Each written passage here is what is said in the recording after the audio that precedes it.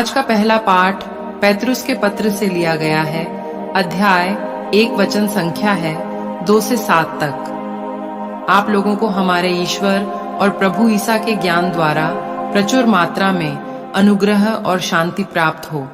उनके ईश्वरीय सामर्थ्य ने हमें वह सब प्रदान किया जो भक्तिमय जीवन के लिए आवश्यक है और हमको उनका ज्ञान प्राप्त करने योग्य बनाया है। जिन्होंने हमें अपनी महिमा और प्रताप द्वारा बुलाया, उन्होंने उस महिमा और प्रताप द्वारा हमारे लिए अपनी अमूल्य और महती प्रतिज्ञाओं को पूरा किया है। इस प्रकार आप उस दूषण से बच गए जो वासना के कारण संसार में व्याप्त है, और आप ईश्वरीय स्वभाव के सहभागी बन गए हैं। इसलिए आप पूरी लगन से प्रयत्न करते रहें कि आपका विश्वास सदाचरण से, आपका सदाचरण ज्ञान से, आपका ज्ञान संयम से, आपका संयम धैर्य से, आपका धैर्य भक्ति से, आपकी भक्ति मातृभाव से और आपका भ्रातृभाव प्रेम से युक्त हो। यह प्रभु की वाणी है। आज का सुसमाचार संत मार्कुस के पत्र से लिया गया है।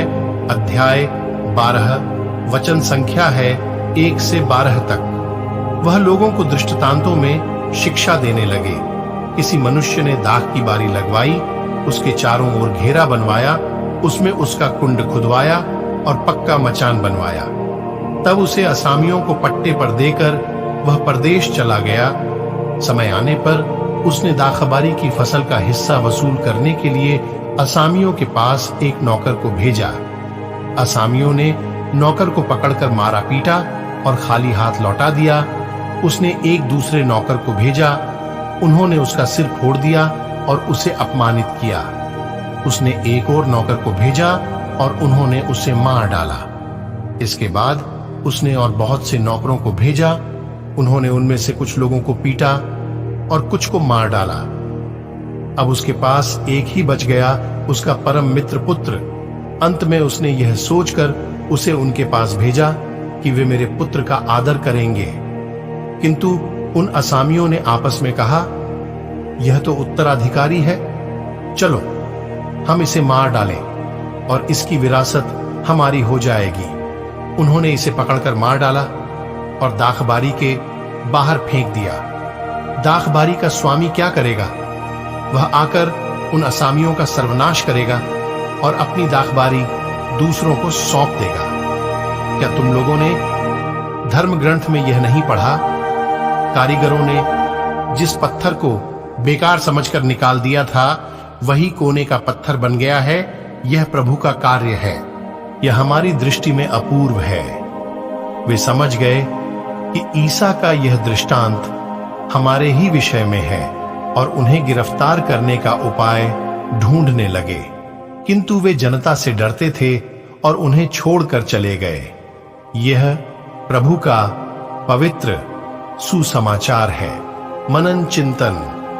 हमारे सामने प्रस्तुत दृष्टांत में यीशु एक दाखबारी की बात करते हैं जो अच्छी तरह से बनाया गया है और सभी आवश्यक व्यवस्थाओं के साथ सुरक्षित है। जिन असामियों को इस अंगूर के बाग की जिम्मेदारी सौंपी गई थी, वे अच्छी आजीविका और लाभ कमा सकते थे, लेकिन वे इतने महत्वाकांक्षी थे कि वे बाग के मालिक के अधिकारों को नकारना चाहते थे।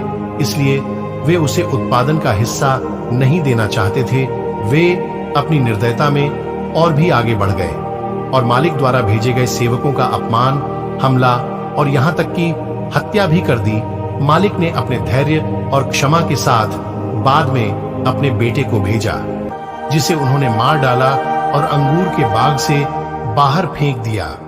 अब मालिक ने अपने अधिकार का प्रयोग किया, आसामियों को नष्ट कर दिया और अंगूर के बाग को अन्य आसामियों को सौंप दिया। यहूदी नेताओं को पता था कि यीशु उन्हीं के बारे में बात कर रहे थे। हम भी अक्सर ईश्वर के अधिकारों को नकारते हैं। मत्ती के पत्र में क्षमा न करने वाले सेवक के दृष्टांत के माध्यम से हमारी ईश्वर के प्रति ऋण होने की स्थिति स्पष्ट रूप से वर्णित है। मलाकी के पत्र में प्रभु पूछते हैं, एक पुत्र अपने पिता का सम्मान करता है और सेवक अपने स्वामी का। यदि मैं पिता हूं तो मेरा सम्मान कहां है, और यदि मैं स्वामी हूं तो मेरा आदर कहां है? मेरे प्यारे विश्वासी भाई बहनों, आइए हम सभी आज के वचन पर मनन चिंतन करें।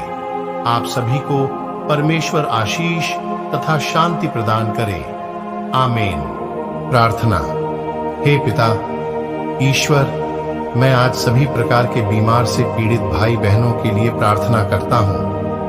पिता, वे जहाँ कहीं भी हैं, पिता उन्हें आप उनकी बीमारी से छुटकारा प्रदान कर, उन्हें उनकी बीमारी से मुक्ति प्रदान कर, ताकि वे अपनी बची हुई जीवन को जी सके।